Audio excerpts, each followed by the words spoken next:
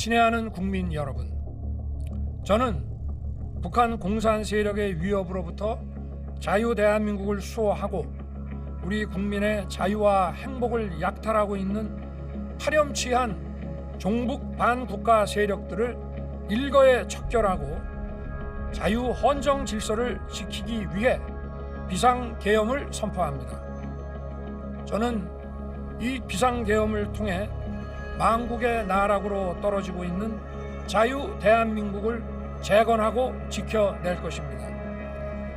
이를 위해 저는 지금까지 폐악질을 일삼은 망국의 원흉 반국가 세력을 반드시 척결하겠습니다. 이는 체제 전복을 노리는 반국가 세력의 준동으로부터 국민의 자유와 안전 그리고 국가 지속 가능성을 보장하며 미래 세대에게 제대로 된 나라를 물려주기 위한 불가피한 조치입니다. 안녕하십니까, 조경건입니다. 숨가쁜 한 주였습니다. 윤 대통령 탄핵안이 부결됐습니다. 45년 만의 비상계엄, 처음 겪는 분도 많으실 겁니다. 한밤중 서울 시내에 장갑차가 돌아다니고 총금을 든 군인이 유리문을 부수고 국회에 진입하는 모습, 전 국민이 생생하게 지켜봤습니다. 시사 포커스인 오늘은 계엄 후 폭풍 속 전국 상황 진단해 봅니다.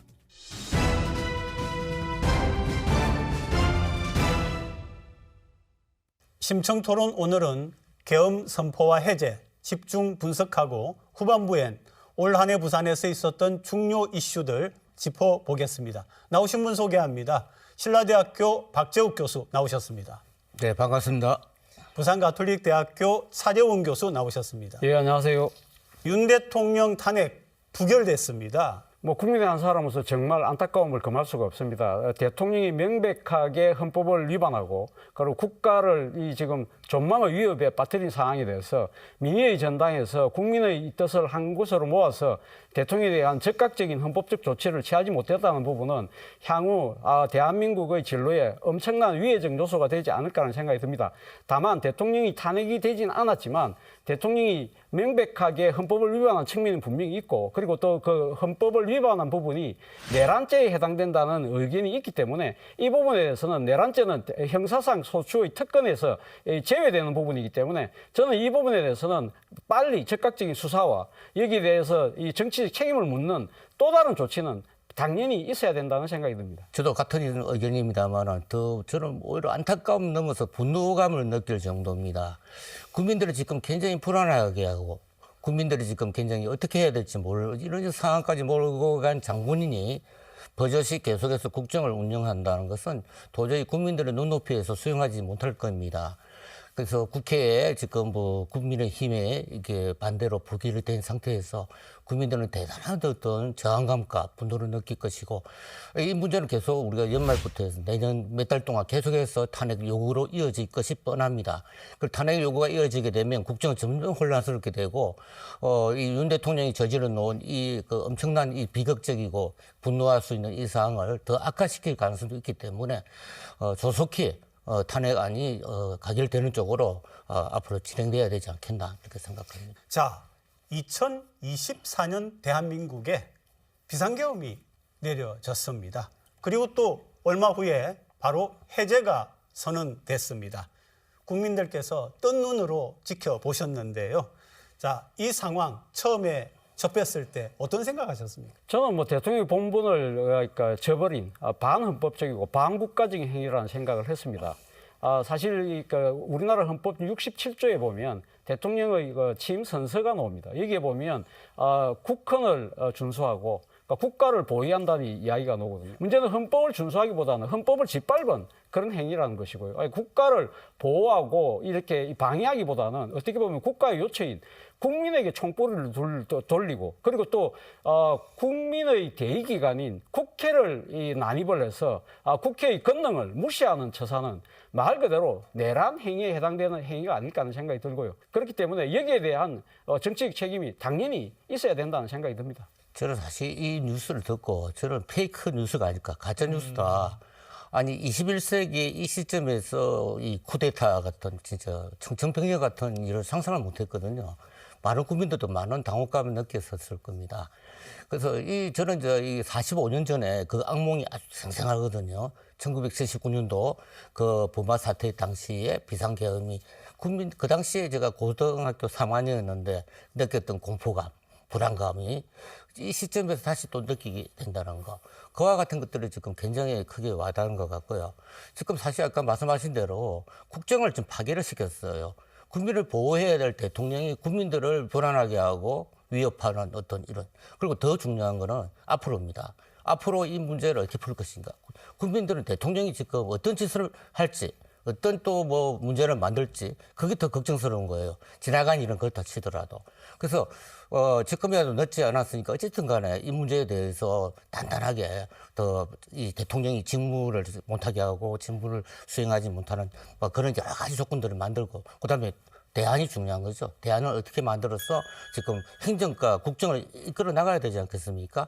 여기에 대한 좀 준비를 좀 지체 없이 지금 진행을 해야 된다고 생각합니다. 세 분이 그 짚어주시는 가운데 제가 세 가지 단어를 들었습니다. 위헌, 예. 그리고 이제 국정 파괴, 국민 위협 이렇게 이야기하셨는데 막상 대통령실에서는 외신에다가 헌법 틀 안에서 한 계엄이었다 이렇게 설명을 했어요. 일단 계엄의니까 지금 첫 단추라고 할 수 있는데 발동 요건 자체가 저는 그러니까 헌법을 위배했다는 생각이 듭니다. 헌법에 보면은 지금 전시와 그에 준하는 사변과 같은 그런 이 국가의 공공의 안녕의 질서가 무너져서 경찰력으로 도저히 막지 못할 때 그럴 때 군을 동원하는 것이 비상계엄이거든요. 그런 상황을 본다고 한다면 이러한 상황과 부합하느냐? 저는 부합하지 않다는 생각이 듭니다. 대통령이 계엄 선언문에서 나름대로는 발동의 요건을 이야기했잖아요. 뭐라고 이야기했느냐?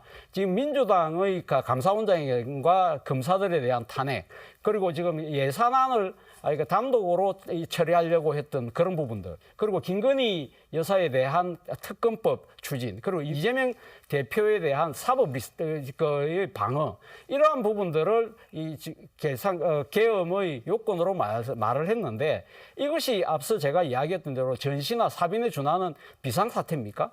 절대 그렇지 않다는 것이죠. 민주당이 국회에서 하고 있는 이 행태는 사실은 이 헌법과 법률에 과정에서 하나도 벗어난 행위는 아니라는 것이죠. 물론 여기에 대해서 정치적 비판은 가능할 수 있습니다만 이 부분에 대해서는 사실 이 심판은 누가 하느냐면 다음 선거에서 유권자들이 심판을 하는 겁니다. 이러한 이 적법한 절차에서 벌어지고 있는 이 부분이 자신의 마음에 안 든다고 해서 자신에게 주어진 일종의 비상대권인 계엄을 동원해서 상황을 뒤엎으려고 하는 것, 이거야말로 이 국헌을 문란하게 하는 폭동이고 말 그대로 저는 내란에 해당한다는 생각이 듭니다. 거기다가 더불어가지고 좀 더 중요한 건 뭐냐면 이것이 그 내란에 해당된다는 거죠. 내란죄에 보면 우리 형법에 속해 있습니다.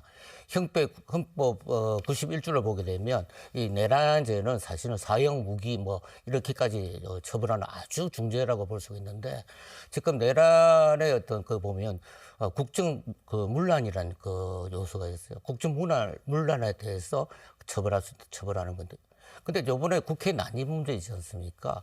그래서 거기에 보게 되면 국가 헌법기관을 전복하거나 또는 그 권능을 중지시키기 위해서 시도할 때 이런 것이 아주 명백하게 나와 있고 요번 국회 난입 문제 지금 뭐 우리가 다 알다시피 지금 구체적인 계획까지 세워가지고 국회의원들을 체포해서 국회의원들을 구금하는 그런 계획도 지금 드러나고 있지 않습니까? 앞으로 또 조사를 해보면 더 엄청난 일이 또 발생할 수 있겠습니다만 뭐 이런 문제들을 고려해 볼 때 저는 위법은 물론이고 그리고 선거 말씀하시는데 선거 전에 지금 당장 형사범으로서 처벌을 해야 된다. 그래야지 국민들이 밤에 편안하게 잠을 주무실 수 있지 않을까 그런 생각을 좀 해봅니다. 한 가지 더 최근에 이제 그 국방부 장관이 그런 얘기를 했죠. 선관위에 계엄군이 들어간 이유가 지난번에 선거에 부정이 있었다. 이런 얘기를 또 했단 말이죠. 그 부분은 어떻게 보세요? 저는 이 이야기를 듣고 상당히 좀 놀랐습니다. 사실은 이 헌법기관인 그러니까 이 선관위가 계엄법에도 이제 계엄군이 들어갈 수 있는 통제의 대상이 아니거든요. 그런데 이 국회보다 훨씬 더 빨리 들어갔다는 겁니다. 네, 그리고 네. 또 병력도 더 많이 보냈어요. 그럼 그 이유는 뭘까? 그런데 김용현 전 국방장관이 이야기한 대로 부정선거 때문에 했다. 네, 네. 자, 그럼 부정선거가 의심이 된다고 한다면 어차피 계엄이 발동되고 나면 자신들이 합동수사본부를 차려서 그 방첩사령관 자신이 측근들 아닙니까? 자기 측근 앉혀서 그거 차근차근하게 수사하면 되지. 왜 밤에 급하게 그렇게 들어갔을까? 그리고 보도에 의하면 이 선관위의 병력 투입은 버의의 짓이다는 것이 김용현 장관의 이야기거든요. 그러니까 여기서 버의라는 사람은 결국 윤석열 대통령을 이야기하는 거지 않습니까? 그러면 윤석열 대통령이 이렇게 무리하게 야밤에 이 중앙선관위에 이렇게 병력을 보냈다는 이야기 자체는 나름대로 큰 정치적 그림을 갖고 있었던 것이 아닐까. 말 그대로 만약에 지난 총선이 부정선거였다고 한다면 말 그대로 선거 무효가 되는 거죠. 네, 선거 네. 무효가 되면 그럼 그 선거에 의해서 지금 이 입법권을 갖고 있는 민주당의 권한 자체는 없어지는 거죠. 그리고 또 하나는 선거가 무효가 되니까 그러면 어떻게 됩니까? 다시 선거를 하자. 그럼 현재 국회를 자동적으로 해산시키는 그런 논리로 발전이 되고 그런 거 만약에 그것이 부정선거라는 이야기를 할 때는 뭐 계엄사가 나름대로 무리한 수사를 통해서 상당한 뭐 증거들을 제시를 하면서 국민의 인식을 오도하는 쪽으로 갖고 가면서 그렇게 해서 새로운 만약에 선거가 진행된다고 한다면 말 그대로 윤석열 대통령이 새로운 판짜기를 하려고 하는 그 거대한 이 빅피처를 갖고 이야기를 한 것이 아닐까. 그렇다고 한다면 이거야말로 정말 이 국헌을 물러나게 하고 어떻게 보면 국가 질서를 전복하려고 하는 정말 내란의 핵심에 해당되는 사안이 아닐까 생각이 듭니다. 그 우선 그 밤 야밤에 그다음에 뭐 청와대 수석들 다 모르는 상태. 육군 참모총장이 계엄사령관이 됐는데 보니까 사전 모의는 없는 것 없었던 것 같아요. 여러 가지 책임 문제는 지금 제기되고 있습니다만 왜 하필 선관위일까 이런 생각하고 또 한 가지는 김어준 뉴스 공장이라고 있지 않습니까? 그 우리 유튜브에서 굉장히 유명한. 자, 그래 보면 거기 쪽에도 계엄군이 갔다는 보도가 나와 있거든요. 그 이런 것들을 이제 그림을 쭉 그려보면 아주 적극적으로 어찌 보면 야밤에 계획이라고 보기에는 너무 미숙한. 보통 보면 우리가 방송국이나 언론사랑 우선 제압을 하고 그 통제를 하고 거기서 이제 여러 가지 이제 군사 계엄 사령부 사령관의 어떤 권한을 확대시키 나갑니다. 근데 그런 방도가 너무 다른 거예요. 그래서 이런 것들은 내가 볼 때는 그 윤 대통령의 머릿속에 지금 갖고 있는 이 세상을 보는 시각이 우리가 유튜브 많이 요새 보시지만 거기에 보면 이게 거구 유튜브들의 영향이 너무 심한 것 같아요. 근데 계속 그게 빨려 들어가다 보면 세상의 모두가 그렇게 보입니다. 선관위는 이전에 부정선거권이 지금도 이전에도 저 잠시 봤습니다만 정말 터무니없는 이야기들 많이 나오거든요. 근데 자꾸 보다 보면 일종의 가스라이팅식으로 될 수가 있는 거고 그다음에 김어준 뉴스 광장 같은 비판적 어떤 우리가 보면 유튜브들에 대해서는 평소에도 굉장히 분노를 했다고 그럽니다. 특히 이제 김건희 여사나 이런 데 대해서 아주 비판적으로 이야기를 하니까.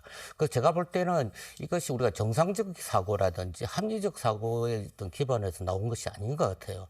그래서 더 위험한 거예요.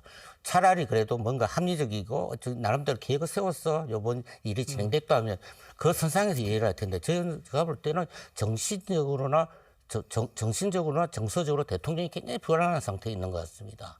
그래서 이 문제에 대해서는 빨리 긴급한 조치가 취해야 된다고. 지금까지 우리가 이제 왜 그랬을까? 네. 왜냐하면 도저히 이해가 안 되니까 이 부분을 지금 짚고 있는데 마지막 한 가지 짚어야 될 게 있습니다. 초반에 대통령실이 뭐라고 했느냐 하면은 야당에 대한 경고성 계엄이다. 무슨 얘기입니까? 대통령실에서 이야기하는 부분은 헌법에 보면 네. 국회가 요구를 할 때 계엄을 해제를 요구를 하면 바로 해제를 해야 되니까 어차피 가방 의석을 갖고 있는 민주당이 반대를 할 건 뻔하니까 민주당이 경고하고 민주당이 가면 해제 요구하면 그냥 우리 해제가 되니까. 해제됐다. 네, 그러니까 네. 또 사실은 헌법에 보면 대통령이 비상계엄을 선포할 수는 있거든요. 그런데 앞서 제가 이야기했던 대로 발동 요건 자체가 안 되는 거잖아요. 거기다가 문제는 뭐냐면 사실은 이 비상계엄이 발동이 된다 하더라도 이 계엄군이 그러니까 행정부하고 법원은 장악할 수 있어요. 그러나 국회는 예외로 두고 있거든요. 왜 국회를 예외로 두고 있냐? 국회가 계엄군의 무소불위의 권력을 견제할 수 있는 유일한 헌법적 견제 세력입니다. 그렇기 때문에 국회를 만약에 그러니까 말씀드린 것처럼 국회의 요구를 받아들일 생각이 있었다고 한다면 국회에다가 병력을 보내면 안 되는 것이죠. 근데 군을 보냈다는 것이죠. 군을 보내기도 전에 경찰을 통해서 국회를 봉쇄를 했다. 그 자체는 그 경고성이 아니라 아예 국회가 계엄을 해제하지 못하도록 그걸 차단하기 위한 물리력을 행사했다는 것이기 때문에 그거는 대통령이 이야기하는 경고라는 것은 끝나고 난 뒤에 실패로 끝나고 나니까 자기 변명에 불과한 것이고 사실은 이 모든 상황 자체가 사실은 이 국회의 비상 해제 요구를 봉쇄하기 위한 이 일종의 반란의 행위를 했다는 생각이 듭니다. 이거는 제가 볼 때는 제가 아까 좀 적극적이고 조금 이거 급박하게 이루어졌다는 것은 아무래도 김건희 특검법이 이번에 다시 재의결돼서 통과될 가능성도 있지 않습니까? 이런 문제들 같이 깔려 있고 멘태균 지금 게이트가 심각합니다. 이거 지금 보면 이미 드러난 것만 해도 국민들이 경악할 내용들이 천지에 있어요. 뿐만 아니라 지금 오세훈 시장이나 홍준표 시장 다 거론되고 있지 않습니까? 지금 사실 보면 여권 국민의힘의 윤 대통령뿐만 아니라 그런 여러 의원들도 관련돼 있을 수가 있는 거죠. 그런 것들을 볼 때 굉장히 이런 식의 어떤 자기 옹호적인, 자기 합리적인 어떤 이야기는 말이 되지 않고 덧붙여가지고 저는 이번에 놀랬던 게 그래도 우리나라에 있었어요. 국민들, 그 시민들. 이런 부분에 대해 정말 놀랐습니다. 미국의 그 국무부 장관도 그 이야기를 했잖아요. 민주적 회복력이 가능하다. 그거를 왜 나오냐면 그겁니다. 시민들이 그렇게 밤중에 그렇게 1시, 2시에 나가서 그렇게 그 국회를 옹호하고 또 우리나라 국회의원들 그 담장을 뛰어넘어가지고 그 자기가 그 맞는 거 아닙니까? 자기의 기본적인 어떤 본업에 들어가는 거, 그거를 사수하는 거는 정말 그것이 우리 대한민국의 정신이고 활력이고 우리가 지금까지 대한민국을 이끌어온 힘 아니겠습니까? 그런 점에서 저는 한편으로는 참담하지만 한편으로는 굉장히 희망도 있다. 우리 민주주의는 살아있고 앞으로 지도자만 좀 잘 나오게 되면 저는 아직도 충분히 우리 대한민국은 성공할 수 있다. 이런 양면적인 부정과 긍정이 왔다 갔다 하면서 저는 희망을 찾고 막 그런 생각을 좀 해봅니다. 그리고 이제 좀 이상한 것들이 굉장히 많은데요. 계엄사령관이 계엄을 몰랐다. 이런 얘기를 했다고 하거든요. 그리고 또 국회와 선관위에 군인이 가는 걸 몰랐다. 네. 계엄사령관이 그럴 수가 있습니까? 저는 국회에 와서 답변하는 박안수 육군참모총장의 답변을 듣고 야 이거 정말 심각한 문제다는 생각을 했습니다. 사실은 본인이 이 사실을 모를 수는 있어요. 모를 수는 있죠. 모를 수도 있고 그렇지만 만약에 이 대통령과 이 국방부 장관이 이렇게 이 불법적인 계엄을 하려고 하면 본인의 판단으로 이건 아니라고 이야기를 해야죠. 이야기를 하고 거기에 대해서 만약 항명죄라고 만약에 이야기를 한다면 나 그 처벌도 달게 받겠다는 그런 식의 모습을 보이는 게 정답이고요. 그리고 두 번째 만약에 그것이 어려웠다고 한다면 본인이 그럼 계엄사령관 그 모자를 썼잖아요. 그러면 그 모자에 맞는 일을 했어야 되는 거죠. 그러면 말씀하신 것처럼 이 국회에 병력이 들어가고 선관위에 병력이 들어가고 이런 부분들을 통제하지 못하는 허수아비 노릇을 왜 합니까? 그런 부분들에 대해서 자신의 반성과 그런 무능을 거기에 대한 반성을 거의 보이지 않더라고요. 자, 본인이 지금 하고 있는 건 난 몰랐다. 그리고 내가 한 거 아니다. 발뺌하는 것밖에 더 됩니까? 이런 부분들에 대해서는 저는 엄중한 책임을 물어야 된다 생각됩니다. 박 교수님에게는 좀 다른 질문 해보겠습니다. 전 국방부 장관이죠, 이제는. 네, 면직됐고 또 검찰은 내란죄로 고발을 했고요. 또 출국 금지 조처가 됐습니다. 자, 김용현 전 국방부 장관 관련 이건 어떻게 보세요? 자, 이 작품은 사실 대통령과 국방장관의 합작품이다. 왜 그러면 그 외에 지금 이번 사태를 기획하거나 주도한 사람이 나타나고 있지 않아요. 방금 말씀하신 그 심지어는 계엄사령관조차도 모르고 주변에 참모 몰랐다. 저는 그 몰랐다고 하는 말이 저는 믿어지는 것이 정말 몰랐던 것 같아요. 정말 정황을 모르고 그 짧은 시간에 국무장관들도 그 이야기를 하지 않습니까? 그 국무장관들도 지금 누가 들어갔는지도 불확실합니다만은 어쨌든 앞으로 나오겠죠. 얘기가 나오겠는데 이런 문제들을 볼 때 정말 두 사람이 앉아가지고 그러면 그랬다 이렇게 보고요. 그 또 하나의 반증은 뭐냐면 그 보고문을 이렇게 보고령을 보게 되면 굉장히 극단적인 용어들이 나옵니다. 처단을 하니 네, 그랬죠. 이번에 의사분들 정말 화가 났을 겁니다. 그럼요.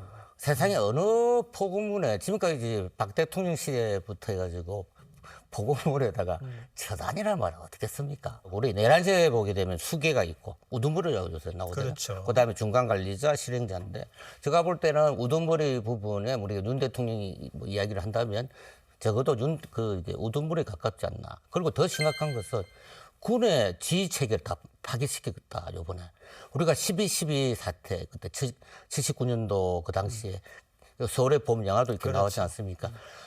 아니 정상적인 군사적인 어떤 지휘 체계가 허물어진다는 것은 국가 안보에 엄청난 심각한 어떤 위기 상황을 초래할 수 있는 거 아닙니까? 그때 보면서 다들 그 경악을 금치 못했는데 사실 만약에 이번이 전시 상태라고 한다면 이거는요 정말 뭐 국가 최고 반역죄에 해당된다고 저는 봅니다. 차 교수님 거기에 대해서 말씀 보태고 싶은데요. 얘기하시죠. 김용현 전 장관이 사의를 표명할 때 국민에게 송구하다고 이야기했어요. 근데 바로 그 다음 날 뭐라고 이야기했냐면 구국의 일념에 의해서 했다는 이야기거든요. 자, 구국의 일념이라는 것 자체는 그럼 자신의 행위가 정당하다고 생각하고 있는 거잖아요. 그럼 지금 국내에 자신을 따르는 부하들이 아직도 남아 있거든요. 그럼 그 구국의 일념이 옳다고 한다고 한다면 그 수하들은 계속적으로 그 뜻을 쫓을 가능성이 높다는 것이고 또 하나 이야기는 뭐냐면 중과부적이어서 실패했다고 이야기해요. 숫자가 모자라서 실패했다고 한다면 그럼 지금 숫자를 모아서 다시 또 반란을 제기할 수 있다는 아주 우려스러운 이야기를 하고 있거든요.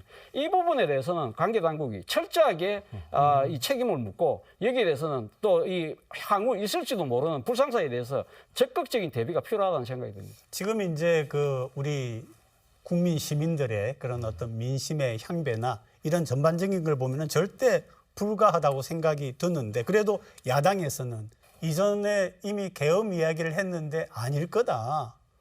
소위 말도 안 되는 얘기들이 있지만 실제로 일어났단 말이에요. 그런데 이제 야당에서 두 번째 계엄이 있을 수도 있다 이렇게 했고 또 북한과의 국지전을 오히려 유발할 수도 있다 이런 얘기를 하고 있는데 그 부분은 어떻게 보세요? 사실 충분히 그런 측면이 있습니다. 지금 물론 대통령의 수석들이 많이 잘렸습니다만 그러나 앞서 제가 이야기한 대로 지금 김용일 국방장관이 요직에 앉힌 자신의 그러니까 참모들이 그대로 남아 있다는 것이죠. 예를 들면 여인영 방첩사령관 그리고 뭐 지금 그 각종건 특전사령관 그리고 이진우 수방사령관 이런 사람들이 요직에 그대로 있고 그 사람들이 국회에서 불렀는데도 나가지도 않았어요. 자, 이 사람들이 요직에 계속 있는 한 언제든지 그런 이 잠재적인 불안의 요소는 분명히 남아있다는 것이죠. 그렇기 때문에 차제에 이 사람들에 대해서 적극적인 보직 해임을 하고 여기에 대해서 이 사람들의 반란 행위에 대해서 적극적인 체포, 구금 저는 이런 것들이 필요하다는 생각이 듭니다. 사실은 이것이 지난 8월 달에 뭐 9월 달에 보면 그 야당 쪽에서도 얘기가 나왔어요. 그때 그 김민석 의원도 얘기를 했고 이재명 대표도 언급을 했는데 그 당시에는 무슨 뭐 뜬구름 잡는 소리냐 계엄이라니 믿질 않았죠. 그때 국방부 차관한테 또 그 모 야당 의원이 질문하니까 전혀 있을 수 없다고 얘기를 했다가 이번에 다시 사태가 발생하니까 자기가 잘못했다. 잘못 인식했다고 나옵니다. 따라서 앞으로 제2의, 제3의 사실 계엄령이 없다고 할 근거가 없어졌어요. 이거보다 오히려 더 악화된 상태로 일이 생길 수도 있는 거죠. 지금 경제 엉망으로 가고 있죠. 외교 엉망이죠. 지금 군도 지금 엉망일 겁니다. 지금 군 내부도 지금 굉장히 혼란에 빠질 거예요. 정치만 지금 망가진 게 아니에요. 우리가 지금 정치 영역만 보고 있는데 경제, 우리 뭐 외교, 특히 관광객도 지금 안 온다면서요. 사회 전반적인 시스템 지금 망가뜨리고 있기 때문에 저는 어쨌든 간에 빨리 이게 불안적 요소들 아까 말씀하신 뭔가 잠재적인 뭐 우리가 말하는 쿠데타 세력이랄까요, 뭐 계엄 세력이랄까 이 사람들을 빨리 정리를 하는 것이 저는 우선 과제라 봅니다. 그러니까요. 지금 보면은 그동안 우리 한국이 뭐 경제도 그렇고 K컬처도 그렇고 전 세계적으로 와 대한민국 이런 얘기를 들어왔는데. 지금은 좀 이상하게 됐어요. 네. 물론 이제 그 대부분의 나라들이 대한민국 민주주의가 제도적으로 또 민심이 튼튼하기 때문에 이렇게 됐다 이렇게 하고 있지만은 좀 이번 사태로 인해서 조금 열심히 우리가 쌓아놓은 것이 특히 대외 인식 이런 부분 말이죠. 이런 부분에서 굉장히 손해가 지속이 좀 될 것 같은데요. 당연하죠. 그러니까 대통령의 그러니까 이 반헌법적 행위로 인해서 사실 어떻게 보면 많은 사람들이 대통령이 자의적인 정치 행위를 했다는 이야기를 하잖아요.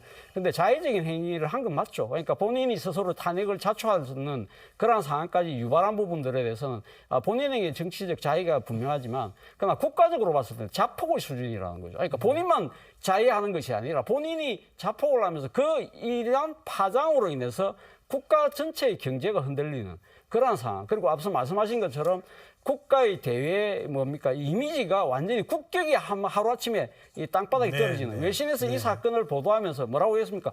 코리아에서 일이 일어났는데 이것이 노스 코리아가 아니라 사우스 코리아 그러니까. 남한에서 일어난 일이라는 그 이야기에 몰랐죠. 많은 사람들이 이 대한민국 이렇다고 이런 이야기가 됐거든요. 그러나 다행스럽게도 지금 우리가 놀라운 복원력을 보여주고 있습니다. 국회에서 바로 이 150분 사이에 바로 이 탄핵 계엄에 대한 해제 요구권을 유네니머스 만장일치로 거부했다는 이 부분에서 만장일치를 외신들이 엄청나게 중요하게 지금 타전하고 있거든요. 그렇다고 한다면 이런 부분들에 대한 이 국제사회의 신뢰는 여전히 갖고 있다. 그렇다고 한다면 이왕 지나간 부분을 우리가 빨리 수습하고 좀 더 나은 대안을 만든다고 한다면 저는 전화위복도 가능하지 않을까 생각이 듭니다. 지난 우리가 그 참 유신 시대를 거치면서 독재 시대를 거치면서 민주주의를 성장해온 우리나라의 민주주의라는 것은 우리가 경제 성장이라든지 이런 물질적인 어떤 자산이 또 있지만 우리가 그동안 축적해온 정신적인 자산도 매우 크다고 저는 봅니다. 그 결과가 이번에 나타난 것이고 사실은 야밤에 그랬죠. 만약에 낮에 그랬다면 더 많은 시민들이 국회로 달려가지 않았을까. 또 서울뿐만 아니라 지금 계속해서 각 지역에서도 이렇게 시민들 시위가 이어지고 있습니다만 전체 시민들이 다 이렇게 들고 일어났다는 거.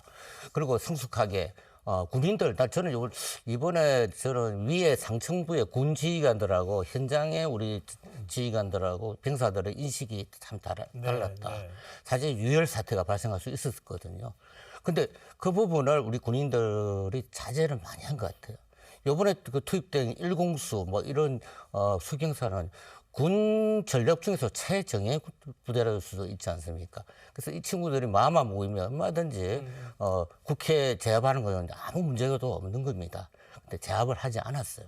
분명히 정확하게 밝혀져야 될 문제지만 위에 지휘관들은 제압을 하고 국회의원들을 다 이렇게 구금을 하라는 명령이 내려왔음에도 불구하고 상당한 정도의 시간을 미적거렸단 말이죠. 그런 데서는 아직 대한민국이 우리가 그동안 쌓아왔던 민주주의의 어떤 교훈들, 자산 이것이 지금 만만치 않다. 그래서 저는 오히려 이제 이번에 망가진 부분을 새로운 민주주의 복원이라는 이 물건을 갖고 또 전 세계에다 우리 이미지를 한번 올릴 수 있는 또 긍정적인 효과도 있지 않겠나 이렇게 생각합니다. 네, 이제 두 분에게 우리 일부 얘기의 마무리를 좀 청해 드리려고 하는데요. 대통령 탄핵안이 부결이 됐습니다. 거기다가 현직 감사원장과 중앙지검장이 탄핵이 된 일도 있었는데요. 자, 앞으로 이게 혼란이 지속되고 이런 부분에 대하여서 마무리를 좀 뭐라고 말씀을 좀 해주시겠습니까? 일단 대통령 탄핵이 그러니까 부결되었지만 이 사항 자체가 종식된 건 아니거든요. 그러니까 지금 위헌적인 행위를 한 현직 대통령이 그대로 남아 있다고 한다면 여기에 대한 후속적 조치도 저는 계속적이 필요하다. 예를 들면 앞서도 제가 말씀드렸지만 형사상 소추에서 면제되는 사안이 아니잖아요. 내란 혐의가 있기 때문에 이런 부분들에서 관계 당국이 적극적으로 대통령에 대한 수사를 적극적으로 할 필요가 있고 그리고 여야가 사실은 장리장략을 떠나서 이 국가적인 사태를 빨리 수습하기 위한 이 민심에 귀를 기울이는 노력들을 더 보일 필요가 있고 특히 이 정부 여당과 함께 집권 세력인 이 국민의힘이 사실은 이번 탄핵의 부결에 대해서 나름대로 정치적 책임을 저는 면할 수가 없다는 생각이 듭니다. 이 부분에 대해서는 사실 본소의 공멸이라는 부분을 먼저 생각할 것이 아니라 국가의 존망이 달려 있다는 생각을 먼저 한다고 한다면 저는 해결의 길이 분명히 있을 거라는 생각이 듭니다. 이 부결 사태에 대해서 정말 많은 국민들이 지금 많은 분노를 하고 있지 않습니까? 이 부결됐을 경우에. 근데 계속해서 야당은 계속적으로 탄핵안을 추진할 것이고, 그것뿐만 아니라 탄핵뿐만 아니라 지금 우리가 여러 가지 내란에 관련된 거, 그다음 헌법 위반 문제 이것들이 지금 지금 사실 공수처라든지 뭐 검찰 다 지금 뭐 고발돼 있는 상태니까 그거는 그것대로 나가면서 어차피 그 지금 당장의 그 탄핵에 의한 것이 아니라면 여러 가지 방법이 있을 수가 있어요. 아까 말씀한 대로 내란죄는 지금 수사할 수 있거든요. 대통령 내란, 그러니까 내란과 외환에 관한 것은 예외적으로 대통령이 그 형사 불소추 특권이 없어요. 조사받아야 되는 거죠. 그래서 그렇게 압박을 하고 지금 문제가 뭐냐면 이제 새로운 리더십을 세우는 과제가 필요할 텐데 이 문제에 대해서는 지금 아까 뭐 지금 국민의힘 같은 경우도 정치적인 책임이 큰 정당에도 불구하고 계속해서 이 문제를 그렇게 윤 대통령의 어떤 그런 입장 쪽에 자꾸 끌려간다면 더 큰 비극을 초래하지 않을까 생각하고요.